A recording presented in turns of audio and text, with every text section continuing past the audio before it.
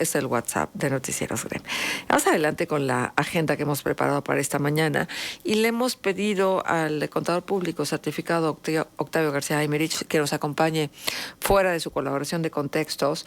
Él es consultor de negocios y miembro de la Comisión Fiscal del Colegio de Contadores Públicos de La Laguna y el tema que vamos a abordar con él es el gravamen a herencias y esto que ya anuncian que pudiera darse después del proceso electoral, la reforma hacendaria. La voz de los protagonistas. Contacto telefónico.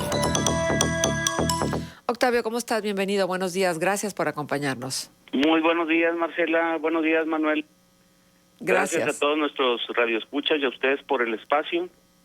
Pues efectivamente comentábamos en el espacio anterior la posibilidad de que existe de que se graben las herencias y aquí agregaríamos también que se incluiría las donaciones. Primeramente señalar cómo estamos ahorita y hacia dónde nos llevaría la propuesta. Actualmente lo que son las herencias y legados están exentos para quien los recibe y en materia de donaciones, las donaciones entre ascendientes o descendientes en línea recta, independientemente del grado, así como entre cónyuges, están exentas. Y la reforma o la iniciativa que se ha incluido luego en años anteriores y lo más reciente que se intentó, se retiró luego esa iniciativa, contempla el gravar estos conceptos cuando superen los 10 millones de pesos y se presenta una tabla donde el primer impuesto sería de un 10% y así sucesivamente hasta llegar al 35% cuando superara los 100 millones de pesos. Esto de alguna manera pues ha inquietado a diferentes sectores en cuanto a la posibilidad que se diera esta situación. Cabe señalar que la iniciativa contemplaría a los fideicomisos privados también porque es una forma, mediante un fideicomiso, de tal vez tratar de darle la vuelta a la posibilidad de un impuesto de esta índole. Seguramente, Marcela, si pasado el 6 de junio tuviera la mayoría en el Congreso el partido de Morena, sería casi seguro que se presentaría esta reforma dentro del paquete fiscal para el 2022. Recordemos que ya tuvimos recientemente una reforma eléctrica, una reforma a lo que son los hidrocarburos, que si bien se ha detenido porque así lo han decretado el Poder Judicial mediante el otorgamiento de las suspensiones provisionales, la tendencia de este gobierno es hacer reformas independientemente de que carezcan de un buen análisis desde mi punto de vista e independientemente que sean regresivas o no sean lo óptimo.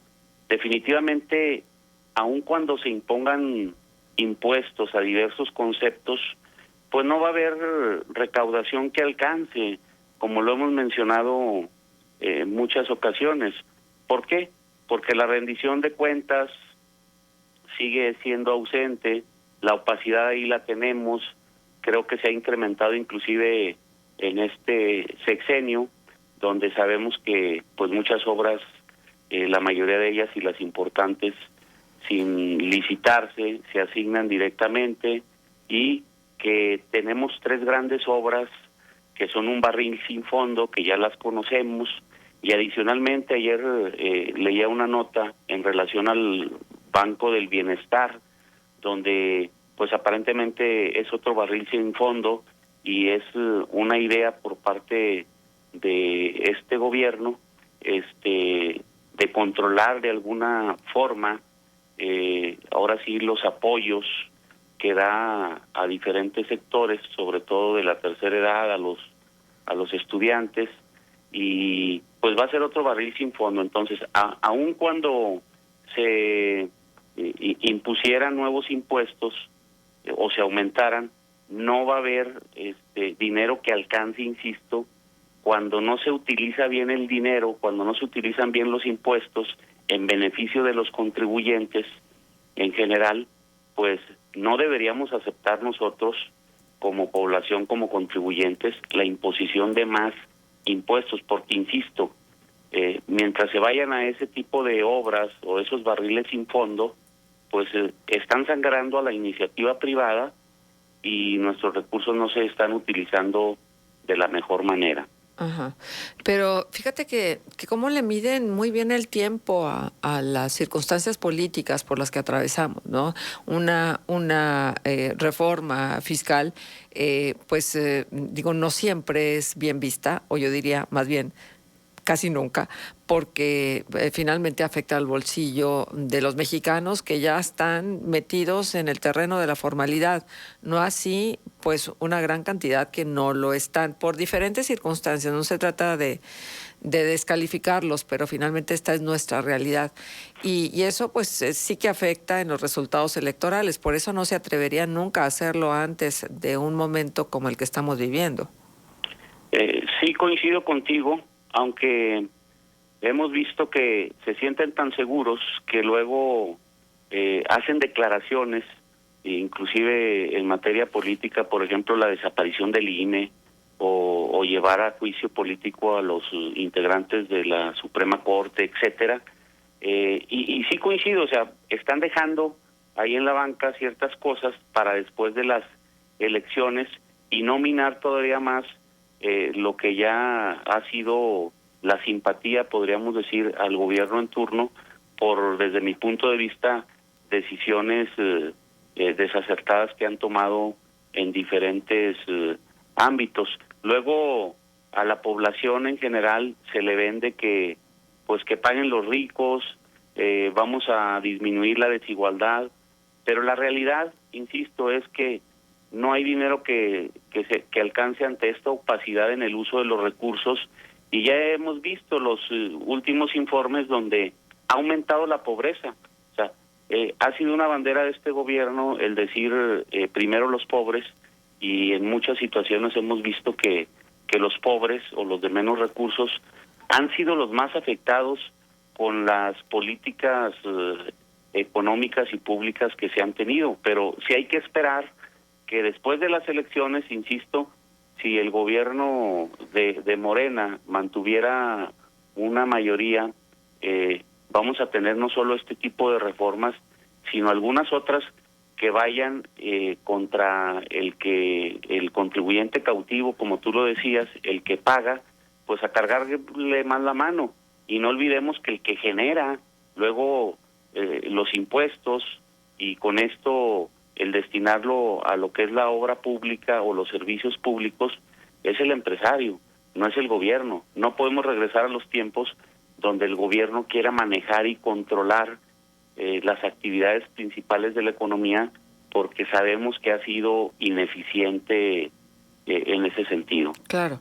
Fíjate, el Fondo Monetario Internacional ha sugerido a México implementar una reforma tributaria para apoyar el gasto del país a mediano plazo, acelerando la recuperación. Analistas han estimado que una reforma fiscal podría dejarle a la segunda mayor economía de Latinoamérica hasta 3 puntos de su Producto Interno Bruto en recaudación extra.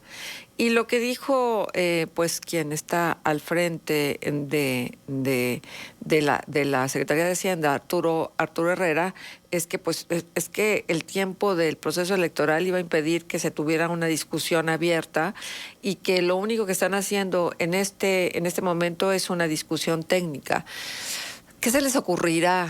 ¿Qué viene, Octavio? Bien, dentro de lo que se ha comentado también del paquete que pudiera o las iniciativas para el 2022, es el tema recurrente de el impuesto al valor agregado. Actualmente tenemos dentro de la ley del IVA actos o actividades que se consideran exentas actos grabados al 0% y al 16% en general, con excepciones en las zonas fronterizas. Lo que se pretende aparentemente es el grabar en forma gradual, que yo sí lo veo un poquito cuesta arriba, pero depende cómo lo vendiera el gobierno, una tasa general progresiva ya a alimentos y medicinas, y quitar el tratamiento especial que tienen el sector primario, el sector del campo y el sector de autotransporte. Pero ¿qué sucede si modificas lo del IVA y modificas las facilidades o tratamientos especiales del sector primario? Automáticamente eso va a traer consecuencia en el aumento en los precios, como lo ha traído, obviamente el precio de los combustibles aumentan, pues se tiene que reflejar en los productos. Una forma, pues, de luego encarecer los productos o servicios a las personas, pues es quitándole tratos especiales a sectores que requieren un trato especial, porque, como lo hemos dicho, se trata de actividades primarias, se trata de actividades cuyo desarrollo incide directamente en lo que son los precios de los productos y servicios básicos. Entonces se prevé, Marcela, que también dentro de este paquete se le ponga ahí mano a esos tratamientos especiales como los que he mencionado, y también posiblemente una tasa generalizada a alimentos y medicinas, aunque esta pudiera ser gradual. Se comenta que partiría de un 5% y así sucesivamente hasta llegar al 16%. Entonces, todo esto que por ahí se comenta no lo debemos de ver tan lejano. Claro. ¿Por qué?